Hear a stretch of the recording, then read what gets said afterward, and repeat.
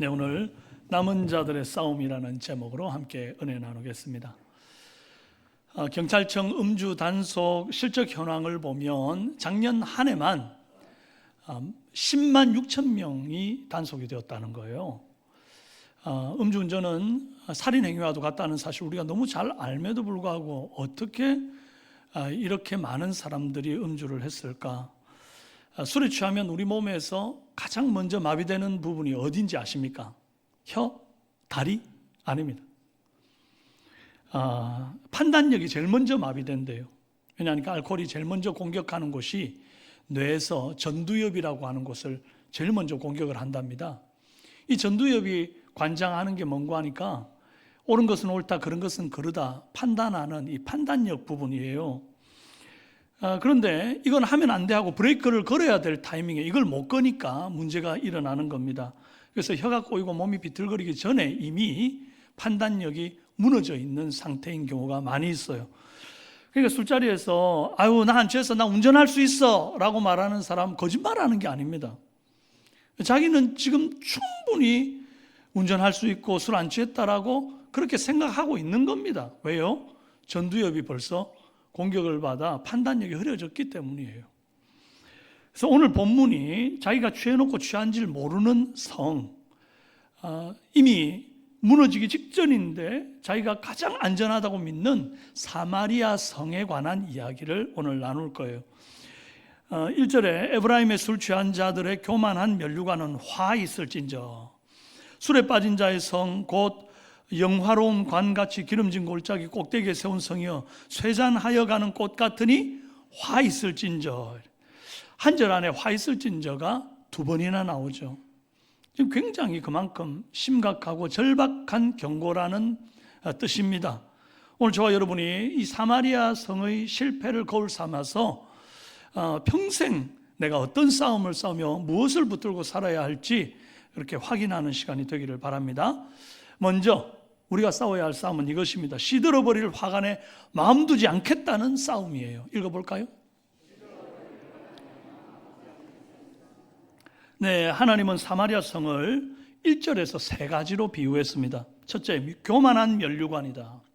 둘째로, 술에 빠진 자의 성이다. 셋째로, 쇠잔하에 가는 꽃이다. 이렇게 비유했어요. 왜 이렇게 부릅니까? 이게 먼저 교만한 면류관이다 이렇게 부른 데는 이 사마리아 성의 지형적인 어떤 특징 때문이라고 볼 수 있어요. 면류관을 굉장히 닮은 그런 상황입니다. 사마리아 지형은 사방이 탁 트인 골짜기 한가운데 우뚝 솟은 이 독립구릉으로 조성이 되어 있어요. 그리고 그 정상을 성벽이 삥 두릅니다. 지금 여러분이 보시는 이 그림은 1839년 4월 17일 데이비드 로버츠라고 하는 화가가 실제 저 현장의 사마리아 성을 멀리서 바라보며 그린 그림이에요. 그래서 이 제목이 고대 사마리아 원경입니다. 지금 저 말들이 있고 사람이 있는데 저기 굉장히 근거리에 있는 사람들이고 저 멀리 희미하게 보이는, 여러분들 보이죠? 지금 골짜기에 마치 면류관처럼 이렇게 삥 둘러있는 사마리아 성이 보일 겁니다. 그래서 이 성을 멀리서 바라볼 때 골짜기 머리에 쓴 면류관 왕관처럼 보인다 해서 이사야가 이 사마리아 성에 대한 별명을 교만한 면류관이다 이렇게 부른 거죠. 자, 생김새 때문만은 꼭 아닙니다. 굉장히 교만한 부분들이 또 있었는데, 첫째로 군사적 자부심이 너무 커서 교만했어요. 사마리아는 난공불락의 성이었습니다. 좀 전에 보신 것처럼 적들이 올라오게 되면 사방 어느 곳에서 올라와도 눈에 한눈에 훤히 보이는 거예요. 그래서 위에서 아래로 그냥 탁탁 던지면 그냥 사람들 이렇게 무찌르는데 크게 도움이 되겠죠. 적들이 웬만해서는 이게 뚫지를 못하는 겁니다.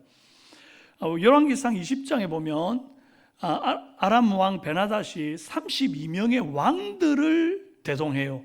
그러니까 왕 32명하고 전투를 했다는 게 아니라 그 왕들이 각각 나라의 군대들을 끌고 와서 연합을 하여 이 사마리아 성 하나를 에워싸는데 이 성을 함락을 못하고 결국에는 패배하고 도망을 칩니다.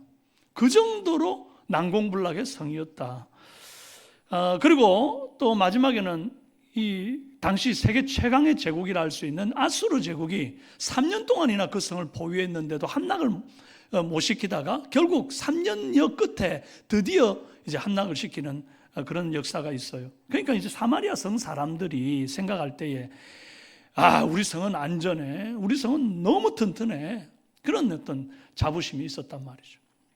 둘째로 경제적 전성기의 기억 때문에 그들이 교만했습니다. 여로보암 2세 때 북이스라엘이 다윗과 솔로몬의 영토를 대부분 다시 다 되찾아요. 그리고 아수르가 내부적으로 문제가 있을 그 무렵에 이 국제 무역 항로를 넓혀가지고 북이스라엘이 굉장히 유례없는 이런 경제적 부흥을 이룹니다.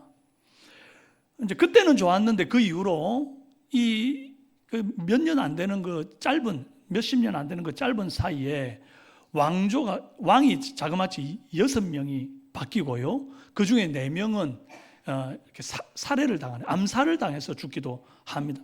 그만큼 북이스라엘이 점점 쇠퇴하는 그런 과정에 있었단 말이죠. 그래서 이사야는 이 여로보암 2세가 죽고도 한참 뒤에 부름받은 선지자이기 때문에 이미 이 사마리아가 시들어가던 시대에 쓰임받고 있는 중인 거예요. 그래서 오늘 1절이 뭐라 그럽니까? 쇠잔에 가는 꽃 같으니 활짝 핀 꽃이 아닌 거예요. 시들어가는 꽃인 거예요.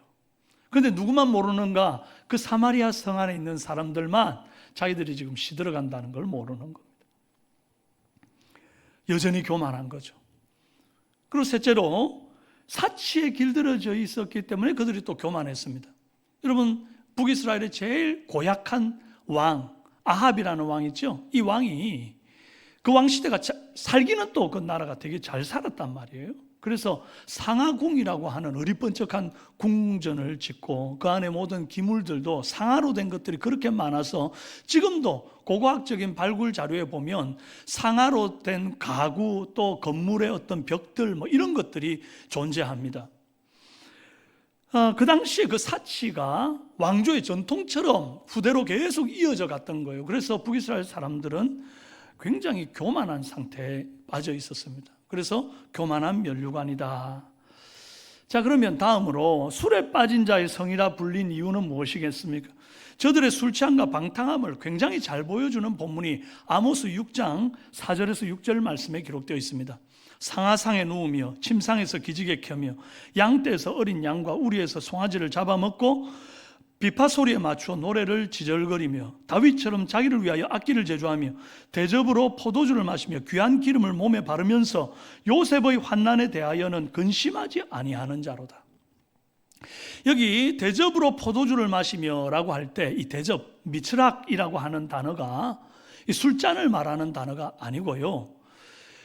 성전에서 하나님 앞에 거룩한 예물을 드릴 때 특별히 액체로 된 예물을 어딘가 부어서 드려야 될 거 아니에요? 그때 부어드리는 놋대야가 미츠락이에요. 이 사람들 술잔에 술을 부어 마신 게 아니라 포도주를 거룩한 하나님의 성전 그 놋대야에다가 부어가지고 부어라 마셔라 하고 있었다는 겁니다. 그렇게 방탕하면서 그들이 결정적으로 제일 해야 될 걸 안 한 게 뭔가 하니까 요셉의 환난에 대하여는 근심하지 아니하는 자로다. 백성들이 지금 고통받고 눈물 흘리는데 아무도 관심 갖는 이가 없었다 이 말이에요. 그 정도로 교만하고 방탕하고 왜 이럽니까? 취해서 판단이 마비된 까닭이죠. 하나님은 이런 사마리아를 심판하기로 뜻을 정하셨습니다. 2절에 보라 주께는 강하고 힘 있는 자가 있으니 쏟아지는 우박 같고 파괴하는 광풍 같으며 큰 물이 넘침 같아서 손으로 그것을 땅에 던지리니. 지금 주님 말하는 주께 있는 강하고 힘 있는 자가 누군가 하니까 아수르입니다. 아수르는 전쟁으로 이제 사마리아를 공격하 하나님이 아수르를 들어 사마리아를 치시는 거죠. 4절입니다. 그 기름진 골짜기 꼭대기에 있는 그 영화가 쇠잔에 가는 꽃이 여름 전에 처음 익은 무화과와 같으리니 보는 자가 그것을 보고 얼른 따서 먹으리로다. 이스라엘에는 일반 무화과가 늦여름에 익어요. 그런데 여름 전에 처음 익은 첫물 무화과가 있다는 겁니다. 그런데 이 무화과는 너무 귀하고 달아가지고 사람들이 이걸 따서 가져가가지고 내다 팔고 뭐 이럴 생각을 못하고 너무 귀하고 사람들이 보자마자 막 따먹으니까 너도 나도 할 것 없이 보는 대로 그냥 손을 뻗어서 따서 입에부터 집어넣는다는 겁니다. 그만큼 심판이 급하다. 따서 입에 넣는 시간이면 끝난다는 겁니다. 이렇게 견고했던 난공불락의 성이 하나님이 심판하기로 뜻을 정해버리니까 한순간에 무너지는 거죠. 자랑하던 화관, 천물무화과처럼 한 입에 삼켜지는 겁니다. 그러면 이렇게 무너지고 이렇게 삼켜지고 끝나는 겁니까? 그 백성들 다 그냥 버려버리는 겁니까? 그렇지 않습니다. 우리 주님은 어떤 분입니까? 진노 중에도 긍휼을 잃지 않으시는 하나님 아닙니까? 그죠? 자, 그래서 다음으로 남은 자를 붙드시는 하나님의 손을 잡는 싸움을 우리가 싸워야 됩니다. 읽어볼까요? 5절에 그날의 만군의 여호와께서 자기 백성의 남은 자에게 영화로운 면류관이 되시며 아름다운 화관이 되실 것이라. 하나님은요, 다 쓸어버리는 분이 아닙니다. 남은 자, 이 렘넌트가 있단 말이에요. 이 표현이 이사야에게 얼마나 사무치는 표현인지 우리가 잘 압니다. 이사야의 첫째 아들 이름이 뭐예요? 스알야숲이라 그랬죠. 이게 남은 자가 돌아오리라 라는 뜻이었습니다. 이사야는 매일 아침마다 그 아들의 이름을 부를 때 남은 자가 돌아오리라, 남은 자가 돌아오리라 그러면서 그 아들 크는 동안 내내 그렇게 외쳤단 말이죠. 세상이 지금 다 막 술에 취한 듯 흥청망청 허랑방탕 그렇게 하나님을 버리고 자기 마음대로 그렇게 살아가는데 그 흔들리는 버스 속에서 한 가지 유일하게 붙드는 손잡이 같은 것이 있었는데 그 소망의 손잡이가 뭔고 하니까 다 안 죽는다. 남은 자가 돌아오리라. 이거 하나 붙들고 이사야가 고독한 싸움을 싸우는 겁니다. 이 남은 사람들은 은혜 받은 사람들이자 하나님이 택하신 백성들이죠. 택함 받을 만한 어떤 대단한 일을 해서 남은 자가 된 게 아닙니다.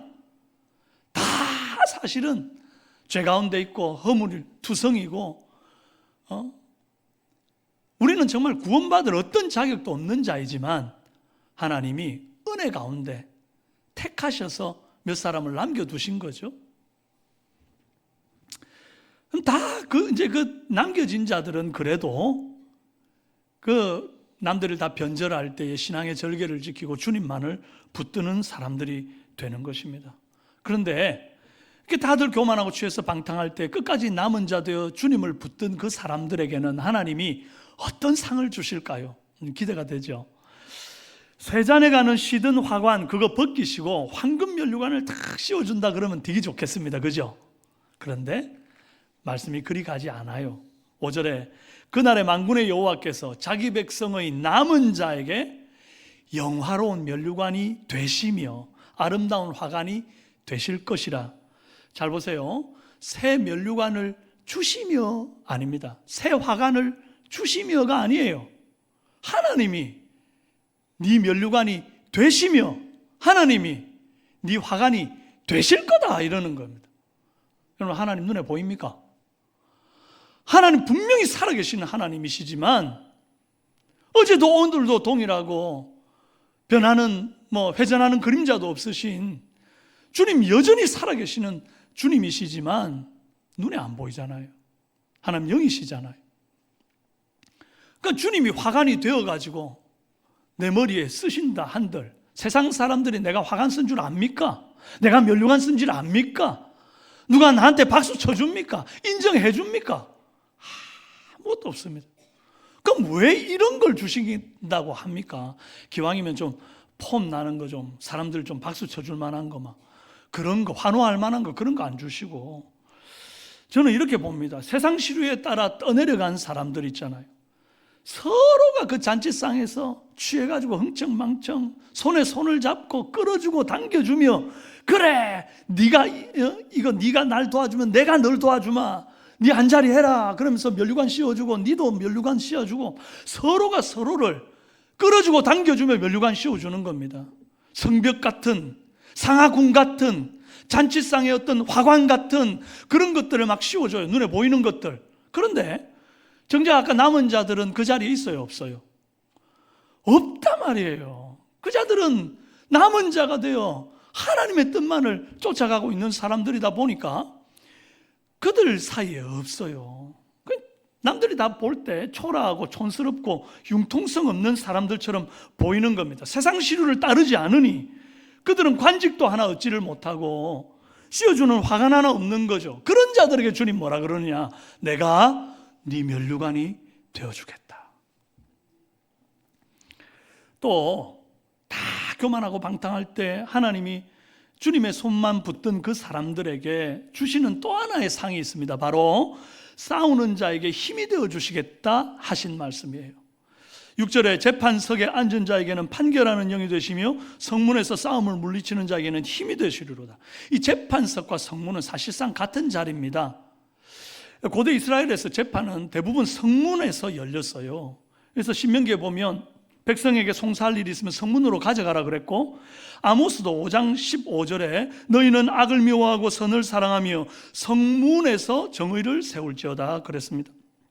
성문은 보통 장로들이 그곳에 앉아 있었고 이스라엘 백성들이 상소할 일이 있으면 와서 거기에서 재판을 했거든요.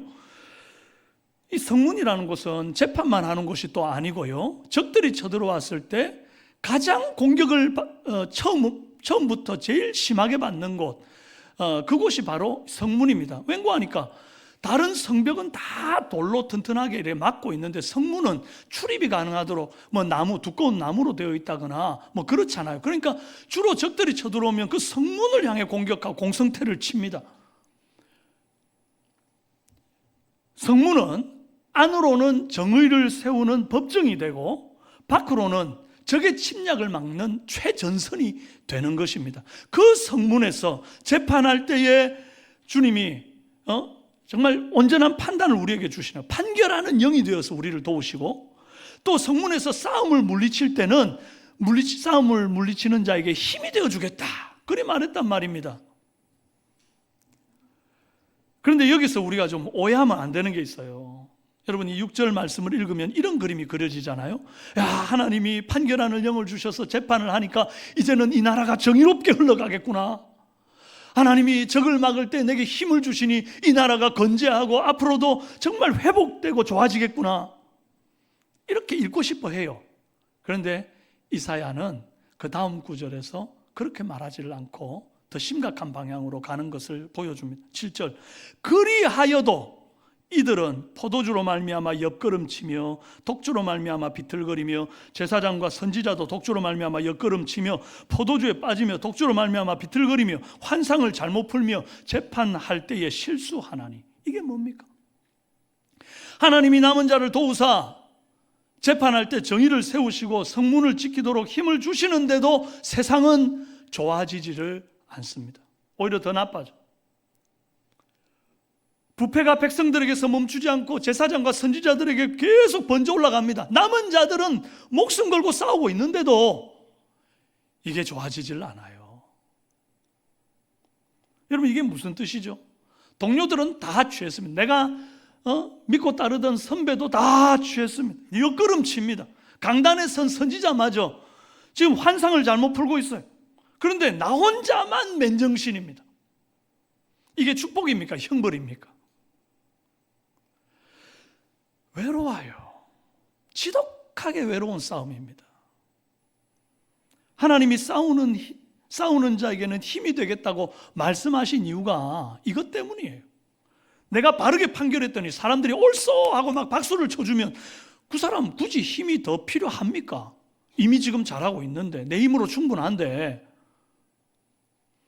그런데 내가 바른 말 했는데 사람들이 오히려 내게 돌 던지고 틀렸다 말하니까, 그럼에도 불구하고 진리를 고수하고 바른 말하며 끝까지 가려고 하니까 하나님이 힘을 주셔야만 한다 이 말이에요. 싸우는 자에게 힘 주시겠다 그 말한 자체가 이미 밀리고 있기 때문에 힘 주시는 거예요. 내가 내 힘으로 다 밀어붙일 수 있을 것 같으면 뭐 때문에 힘을 더해 줍니까? 그냥 내 혼자 다 해버리지. 고독한 싸움에서 밀리지 않도록, 무너지지 않도록 주님이 버틸 힘을 주시는 거예요. 많은 종교인들이 자기가 믿는 신앙대로 살면 형편이 좋아지기를 바라고 또 좋아질 줄 압니다. 예수 믿는 사람들도 크게 다르지 않죠. 세상에서 인정받고 돈이 많아지고 아프지 않고 자식들 잘 되고, 우리 기도 제목들이 다 그런 경우들이 많습니다. 뭐 그런 기도 하면 안 된다는 얘기가 아닙니다. 모든 것이 주님께 달렸고 모든 복의 주인이 주님이시니까 복의 근원이신 하나님께 구해야죠. 맞아요. 그런데 그게 우리 기도의 목적이 되고 전부가 되면 안 된단 말이에요. 먼저 그의 나라와 그의 의를 구하고 나머지는 하나님이 다 알아주실 줄로 믿고 그저 주신 것에 감사하며 나아가도 족한데 온전히 생각은 거기만 빠져 있으면 이 주님이 안 기뻐합니다.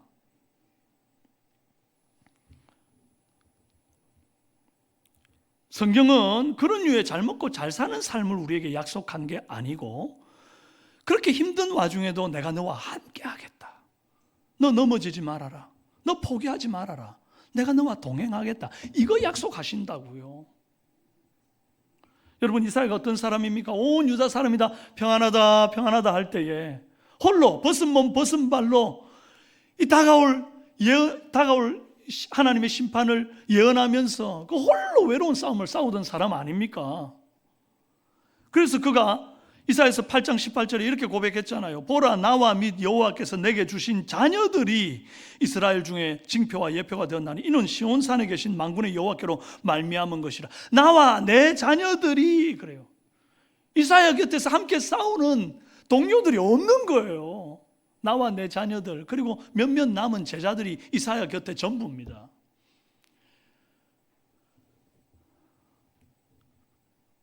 남은 자는 원래 이렇게 외로운 거예요. 남은 자가 다수면 그게 남은 자입니까? 남은 자니까 이게 다수가 남은 자면 남은 자가 아닌 거예요. 소수니까 이게 남은 자예요. 여러분, 오늘 우리가 남은 자입니다. 우리가 고독한 싸움을 싸우고 있습니다. 그런데 감사하게도 지금 여러분 옆에 같은 믿음, 같은 방향을 가지고 싸우는 동료들이 있습니다. 할렐루야. 우리 좌우로 한번 손을 꼭 잡고 우리 함께 끝까지 잘 갑시다, 그렇게 한번 축복합시다. 네. 우리 주위에 뭐 많은 것 같죠? 카카오톡에 보면 막 수천 명이 여러분 친구로 등록돼 있죠. 그 사람들 정말 여러분 친구 맞습니까? 여러분 어떤 어려움이 있고 신앙의 고민이 있을 때 함께 나눌 사람들이 됩니까? 아닙니다. 지금 우리와 함께 있는 이 사람들이, 우리 삼성교회 안에 주께서 모아놓은 이 믿음의 동력자들이 바로 그 남은 자로 함께 달려갈 귀한 동력자인 줄로 알고 서로 더 깊이 사랑하고 나누는 은혜 있기를 바랍니다. 여러분, 우리는 이런 싸움을 싸우고 있습니다. 여러분이 직장에서 이건 아니지 않습니까? 하고 바른 소리 한마디 하면 사람들이 다 그렇군요, 우리가 잘못했군요, 고칩시다, 이렇게 합니까? 사장님이 아이고 내가 회사 이윤에 눈이 멀어가지고 잘못했습니다, 죄송합니다 하고 허리 숙여 사과합니까? 그런 일은 없습니다. 대부분 뭔 일 있나? 뭐 잘못 먹었나? 지 혼자 잘났나? 아이고 앞으로 어떻게 되는지 한번 두고 보자. 대부분 그렇게 하지 않아요? 그리고 그 다음날 회식 자리에서 사장님하고 거리가 뚝 떨어지지 않아요? 이게 보통 세상이 가는 방향입니다. 자녀에게 신앙의 기준을 좀 세우겠다고 토요일날 제발 좀 일찍 자거라, 그래야 주일날 안 존다.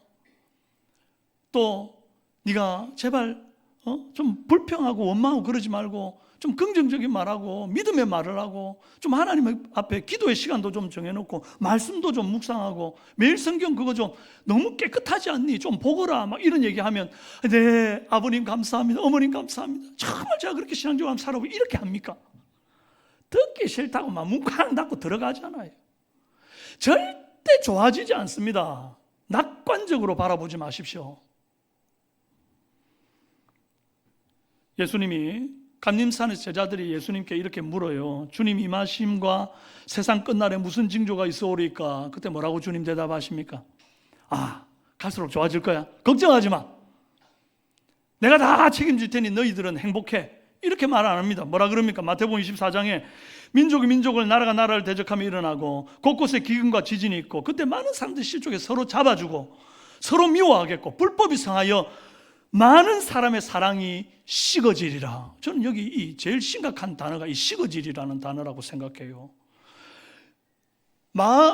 미움이 폭발한다, 그렇게 말하지를 않고 사랑이 식어진다 말했습니다. 한 번에 팍 차가워지면 이게 뭔가 잘못된지 금방 우리가 캐치하는데, 식어진다 이러잖아요. 뜨거웠던 게 미지근해져요. 미지근해진 게 또 서서히 식다가 차가워져요. 그러면 내가 차가운 데 있는지를 모른다 이 말이에요. 마치 술 취한 자가 서서히 술을 취하다가 자기가 취한 줄도 모르는 것처럼 그렇게 무감각하게 자신이 버려지게 되는 것을 모른다 이 말입니다. 주님은 결코 마지막 때가 되면 좋아진다고 말하지 않았습니다.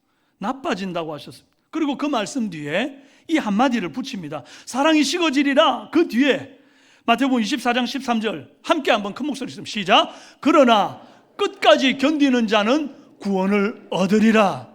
할렐루야. 다 식어진다. 다 서로 잡아주고 죽이고 막 깨지고 터지고 난리가 나는데, 그런데 끝까지 견디는 자는 구원을 받는다. 여러분, 오늘 핵심이 이거예요. 우리가 싸워야 할 싸움이 이겁니다. 끝까지 견디는 싸움. 주님은 내가 세상 다 고쳐놓을 테니까 편안히 살아라 이렇게 말 안 했습니다. 끝까지 견뎌라. 오늘 본문 6절 말씀 그대로입니다. 세상이 아무리 죄악을 마시고 비틀거려도 내가 판결하는 영이 되어줄 테니 너는 정도를 걸어라. 내가 힘이 되어주겠다. 너 포기하지 말고 끝까지 이 싸움을 싸우거라. 그러므로 저와 여러분은 내가 예수 믿는다고 해서 당장 눈앞에 이렇게 막 형편이 나아지지도, 세상이 우리가 기도한 것처럼 막 좋은 방향으로 흘러가지 않아도 포기하지 않고 하나님 말씀만 붙잡고 끝까지 이 길을 견디며 나가야 할 줄로 믿습니다. C.S. 루이스가 스크루테이프 편지에서 마귀의 사업이 가장 크게 위협받는 순간, 다른 말로 했을 때 하나님이 가장 성도들에게 영광스럽게 되는 순간이 언제인가를 이렇게 설명했습니다. 인간이 더 이상 하나님의 뜻을 바라는 감정조차 다 사라졌는데도 여전히 그 뜻을 따르기로 의지를 들이고 있을 때, 온 세상이 하나님의 흔적이 다 지워진 것 같고 내가 왜 버림받았는가 물으면서도 여전히 순종하고 있을 때이다. 여러분, 감격이 있을 때 순종하는 거 이거 어렵습니까? 감격이 있을 때 순종하는 건 당연한 거죠. 아무 감각도 없고 응답도 없는데 순종하는 거, 그게 바로 남은 자의 순종입니다. 막 마음에 사랑의 마음이, 감정이 끌어오르고 막 안 보면 보고 싶어 미치겠고, 그런 상태에서 사랑하는 건 그건 당연한 거 아닙니까? 근데 우리 주님 어떤 사랑하라고 우리에게 말했어요? 사랑은 언제나 오래 참고. 왜 오래 참아야 됩니까? 사랑이 다 식었거든요. 도저히 이해하지 못하는 그런 상황까지 갔거든요. 그런데 그 상황에서 오래 참는 것이 사랑이다. 주님이 우리에게 요구한 게 그런 겁니다. 세상 사람들 다 세상 시류에 떠내려가도 너는 여호와를 의지하고 남은 자답게 끝까지 견디거라. 할렐루야. 우리가 그런 사람 되기를 바랍니다. 주님이 우리에게 면류관이 되시고 우리가 능히 버틸 힘을 주실 줄로 믿습니다. 그리고 끝으로 우리가 싸워야 할 싸움은 끝내 놓지 않으면 상이 무너지는 줄을 알고 주님만 붙드는 은혜 있길 바랍니다. 한번 읽어볼까요? 말씀하신 대로 세상은 앞으로 갈수록 더 악해져 갈 겁니다. 더 흥청망청 취해갈 거예요. 7절에 그리하여도 이들은 술에 취해 옆걸음질 치고 또 저들에게 바른 길을 선포해야 될 제사장과 선지자도 취해서 비틀거립니다. 그 결과 환상을 잘못 풀고 재판할 때 실수한다 그랬어요. 그럼 제사장의 핵심 직무가 뭡니까?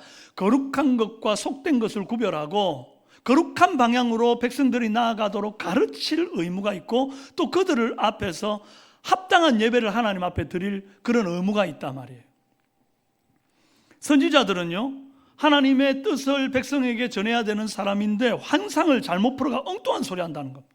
하나님이 안 된다 한 걸 괜찮다 하고, 하나님이 가면 안 된다 한 것을 가도 된다 하고. 왜 이럽니까? 죄에서 판단이 무너졌기 때문이죠. 실수를 하면서도 자기가 잘못된지 모르기 때문에 틀린 대로 계속 가는 겁니다. 그 끝이 8절에 이렇게 나옵니다. 모든 상에는 토한 것, 더러운 것이 가득하고 깨끗한 곳이 없도다.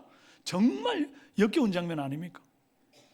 잔치상이 차려져 있습니다. 그러면 먹을 만한 음식들이 쫙 차려져야 되는데 먹을 수 있는 음식은 하나도 없고 전부 토사물로 가득함. 손가락 하나 얹을 곳이 없도록 그냥 그 상이 온전히 그냥 토사물로 가득한 겁니다. 죄가 사회 전반에 퍼져버린 상태를 이렇게 예언했습니다. 여러분, 이 장면이 3000년 전 이야기로만 들리면 곤란합니다. 오늘 우리 시대에도 이곳저곳 비틀거리고 옆걸음질 치는 일들이 비일비재합니다. 만연합니다. 배가 흔들리는 거는 큰 걱정이 아니에요. 원래 배는 흔들리는 겁니다. 근데 등대가 흔들리면 이거 심각한 겁니다. 저는 오늘 이 7절이 특별히 지목한 사람이 제사장과 선지자라는 사실에 굉장히 무겁게 제가 봤습니다. 제가 비틀거리지 않도록, 옆걸음질 치지 않도록 등대처럼 굳게 서서 진리의 하나님 말씀 온전하게 선포할 수 있도록 여러분 저를 위해서 꼭 기도해 주셔야 합니다. 안 할 겁니까? 꼭 기도해 주시기를 바랍니다. 저뿐만 아니라 우리 어린 영혼들 가르치고 있는 우리 사랑하는 삼성교회 교역자들 모두를 위해서 여러분 꼭 기도해 주셔야 합니다. 그런데 여러분, 이게 목회자들만을 위한 말씀이라고 생각하면 곤란합니다.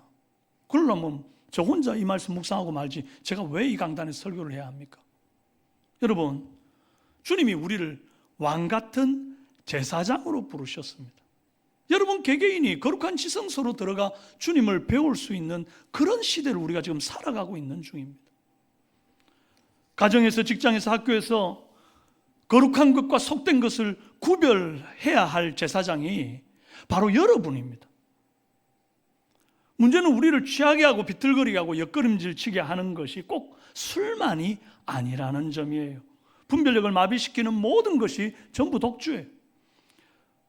첫째로 손에 든 화면, 이것도 독주라고 생각합니다. 잠깐 본다고 켠 핸드폰 짧은 영상이 2시간도 가고 3시간도 갑니다. 밤을 꼴딱 새는 경우도 있죠. 그래 놓고 나중에 성경책 보려고 그러면 3분을 못 봅니다. 석 장을 못 봐요. 졸려요. 왜 그래요? 이게 속도가 다르거든요. 이게 엄청나게 빠르잖아요. 요즘 쇼츠라고 그래가지고 한 20초 지나면 하나씩 영상이 넘어갑니다. 그 속도에 익숙하면요, 이 활자를 보는데 사람들이 지루해 한다고. 성경만 그런 게 아니라 책도 사람들이 요즘 안 읽고 다 영상에 빠져 있는 시대, 취해 사는 시대, 우리가 그런 시대를 살잖아요. 둘째로 바쁜 거예요. 바쁜 것도 이거 독주입니다. 술은 취했다고 흉이라도 보지만 이 바쁜 건 칭찬받습니다. 오히려 안 바쁘면 요즘 좀 이상한 사람 취급받잖아요. 좀 문제 있나 이런 생각하잖아요. 바쁜 사람의 이 나타나는 증상이 있는데 그게 바로 관계가 소홀해지는 증상이에요. 배우자의 얼굴빛을 못 읽습니다. 너무 바쁘게 살다 보니까 당신 알아서 해 이런 식으로 하다 보면 정말 이 사람이 어떤 갈증이 있고 어떤 목마름이 있는지를 전혀 헤아려 주지를 못하는, 부모님이 SOS를 보내고 자녀가 말로 행동으로 뭔가 신호를 계속 보내고 있는데도 바쁘니까 그냥 돈 한 장 딱 얹어놓고 점심 챙겨 먹어 이렇게 해. 아유 힘드십니까? 돈 보내놔놓고 병원 다녀오세요. 그러면 끝나는 거예요. 그들이 점점 쇠약해져 가고 죽어가는데도 관심이 없는 거예요. 너무 바쁘니까. 그리고 다 나중으로 미루죠. 결국 나중에 그 나중으로 미룬 것들을 후회하는 날이 오는 겁니다. 셋째로 익숙함이 독주예요. 교회를 오래 다니는 분들에게 가장 위험한 독주입니다. 찬양하면서 딴 생각하고 기도하면서 딴 생각하고 예배하면서 딴 생각. 설교 들으면서 이거 김 집사가 들어야 되는데 박 집사가 들어야 되는데 아이고 이거 우리 집 아내가 들어야 되는데 남편이 들어야 되는데 이거 다 지금 취해서 판단력이 흐려진 겁니다. 자기가 들어야 될 말씀인데 자기 말씀으로 못 받는 거예요. 이렇게 취해서 비틀거리다가 상에다가 끔찍한 토살물을 확 쏟아놓는 거예요. 이사야가 환상으로 본 이와 같은 역겨운 장면을 700년 뒤 예수님도 비슷한 걸 봅니다. 어디서? 성전에서. 마태복음 21장 12절, 예수께서 성전에 들어가서 성전 안에서 매매하는 모든 사람들을 내쫓으시며 돈 바꾸는 사람들의 상과 비둘기 파는 사람들의 의자를 둘러보시고, 예수님이 성전 안에 들어가서 이방인의 뜰로 딱 들어갔는데 환전하는 상이 쭉 늘어져 있습니다. 그 하나님을 예배하는 곳에 매매하고 돈 팔고 짐승 얹어놓고, 그 장사를 누가 관리했겠습니까? 성전세는 성전에서 발행한 화폐로만 냈고, 재물은 제사장들이 보고 좋은 건 감추고 저 뒤에 꼽을 쳐뒀던 안 좋은 거 가지고 제사 드리고 이런 짓을 했거든요. 그 누가 다 거기서 나오는 이윤을 챙겼겠습니까? 제사장들이 대부분 아주 많은 부분을 챙겼다고 볼 수 있어요. 오늘 본문 7절 보니까 또 이 제사장과 선지자를 지목하고 있잖아요. 이사야 시대로부터 700년이 지났는데도 똑같습니다. 뭐가 똑같으냐? 사마리아의 상은 술로 더러워졌고 예루살렘의 상은 돈으로 더러워졌는데 그 옆에 제사장이 서 있는 거예요. 예수님이 그 상을 어떻게 하십니까? 엎었습니다. 닦아서 될 일이 아닌 거예요. 닦아서. 그러니까 엎어버려. 그럼 주님은 확 엎어버리고 끝내는 분입니까? 아니라 그랬잖아요. 예수님 상을 둘러엎고 떠나지를 않으시고, 예수님 군중들에게 잡히시던 그 밤 새 상을 차리셨습니다.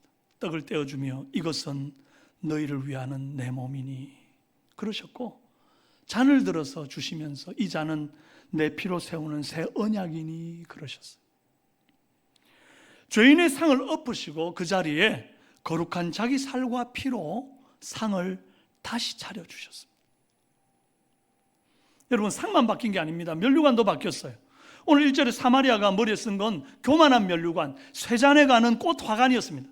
세상 사람들이 그렇게 갖고 싶어 하는 것들, 성벽이라는 관, 상하궁이라는 관, 잔치상의 화관. 근데 예수님은 그런 거 안 씁니다.